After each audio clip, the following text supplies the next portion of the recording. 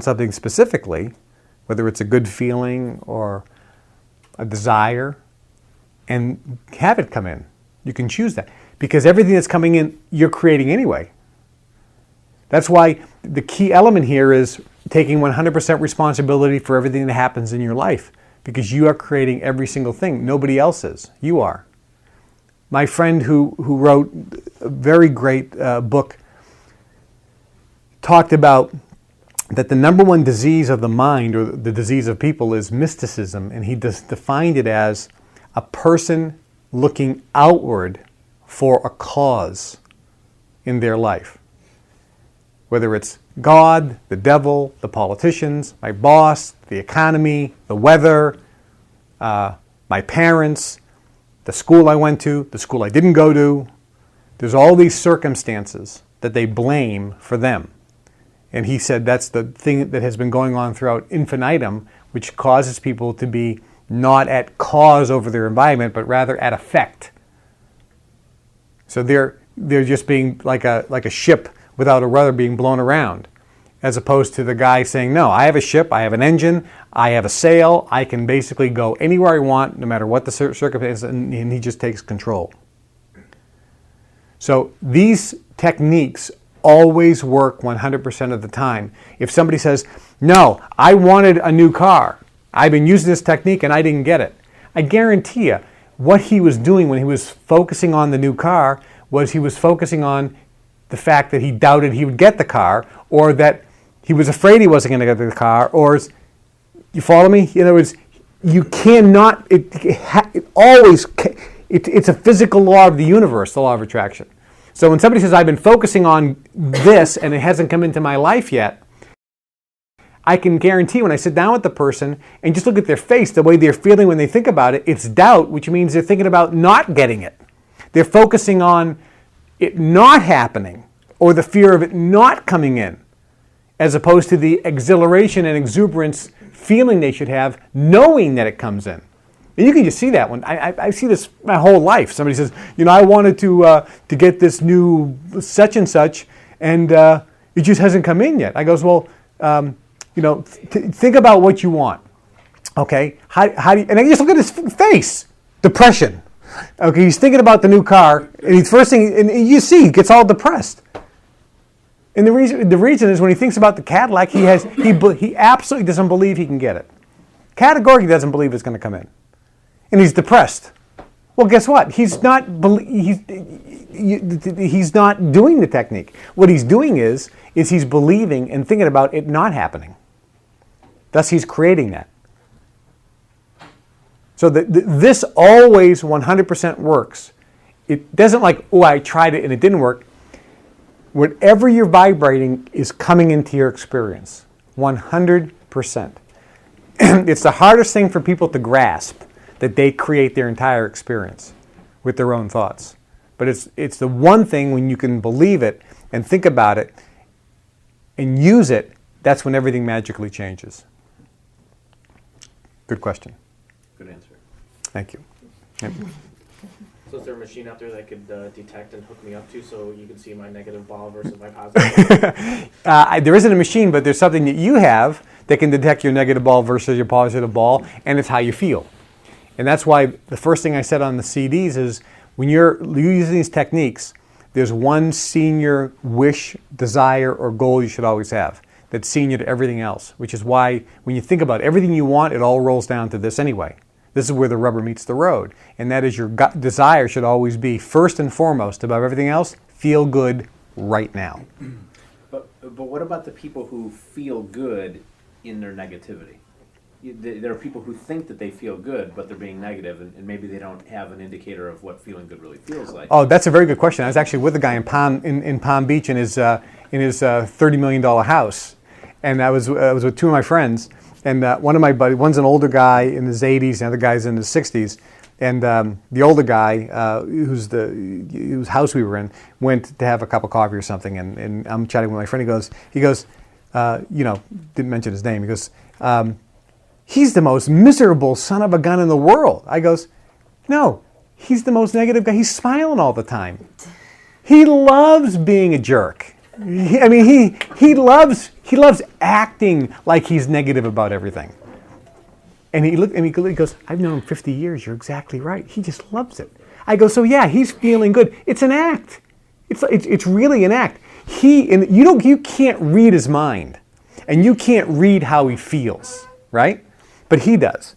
But when he's blabbering and bitching and screaming and complaining about the maids and complaining about the cook and complaining about the chauffeur and complaining about this, he's got a smile on his face. So he's actually feeling, remember, the words don't matter. The words are irrelevant. It's the feeling associated with it. So he's appearing to be negative to you and I. Believe me, you don't know what thoughts he has or what vibration he's picking up. And we don't know how he really feels, but we can look at the indicator of how he feels, and it looks like he feels pretty good. You say feel good now. Sometimes people do things they shouldn't do to feel good right now.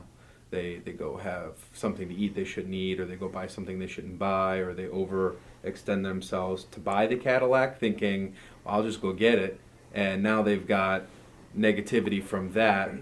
How do they know the difference? How do you know the difference from, the Cadillac's going to come to me versus, well, I can just go buy it and skip some tuition payments for my kids. Or yes. Whatever it is. And some people do things like take drugs or drink, and they do things too to feel better. Actually, what they're doing is they're not feeling better. And this is a really, really, really, really good question. If you think of anything you've done negatively in your life, and we all have, whether it's drink to excess because you want to feel good. Usually you're drinking to excess when you're feeling bad, right? So you want to feel good, so let me open up a bottle of scotch and drink it. Let me eat that 2 pounds of macaroni and cheese and pot roast with gravy and mashed potatoes and sit in front of the TV and or have that 2 pints of ice cream. Oh, this is going to make me feel good. Usually we do these things when we are feeling bad. And what we're really doing is we're trying to feel good, but the method we're using is we're trying to mask the pain. So the theory is if I mask the pain, I'll feel better. You're not feeling good. You follow me? You're just eliminating the pain. And so your goal is not to eliminate pain. Because if your goal is to, think about this for a second. If your goal is to, I want to eliminate my pain. I want to eliminate my pain. I want to eliminate my pain. I want to get rid of my pain. I want my pain to go away. What are you doing? Thinking about pain. You're thinking about pain. You're focusing on what you don't want. And whatever you focus on, you get more of. Remember, whatever you really, really, really, really want, you get. And whatever you really, really, really, really don't want, you get that too. So the key is shifting that, and you'll know, now that you know this technique, I don't want to eliminate my pain, I want to feel good. And I guarantee categorically, if you are focused on feeling good instead of eliminating pain, you won't open up a bottle of scotch and drink the whole bottle. You may have a glass, because there's nothing wrong with that. You may have a cigar. You may go have some macaroni and cheese, but you'll enjoy every moment of it. And you'll feel good about it. You'll think, this is fine. You're not going to feel bad 10 minutes later, because the reason you feel bad 10 minutes later is all you did was do something to mask the current pain, and when you stop doing that, the pain is still there. That make sense? So if you focus on feeling better, what can I do to feel just a little bit better? And no matter what emotion you're at, all you're trying to do is feel a little bit better. So if you think about this emotional scale, okay, bliss is at the top. Depression, suicide is at the bottom. Okay, if you're depressed, right, and you get a bottle of scotch in front of you and a gun, you can't say, I want to feel bliss.